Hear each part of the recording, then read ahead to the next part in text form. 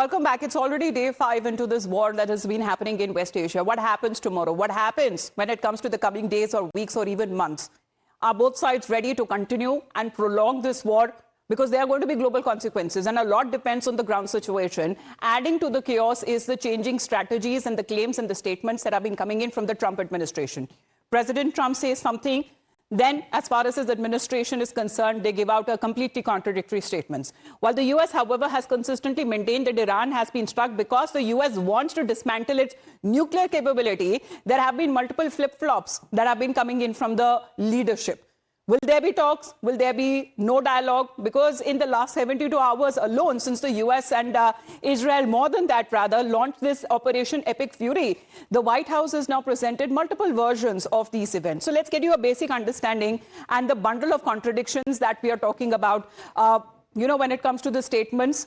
First, let's talk about on the day after, when this operation was launched jointly by Israel and US, President Trump says that Iran wants to talk. I have agreed to talk, so I will be talking to them.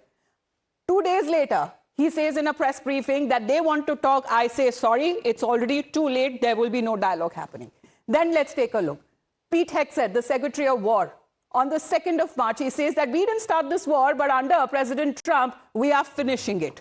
President Trump, meanwhile, on the next day says that I think Iran, they were going to attack first, and I didn't want that to happen. So if anything, I might have forced Israel's hand as far as giving a go-ahead, giving out the timing of this precision strikes that on the very first day that killed the supreme leader of Iran.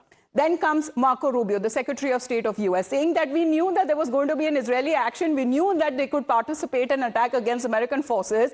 And we knew if we didn't preemptively go after Iran before they launched those attacks, we would have suffered higher casualties. Now, what President Trump says on the next day, 3rd of March, I think Iran were going to attack first, and I didn't want that to happen. So as far as when it comes to giving a go-ahead, that has now been given by President Trump. So there has been series of contradictory statements, and especially when it comes to the length of this conflict, till when both sides will continue with the conflict, that still remains a question.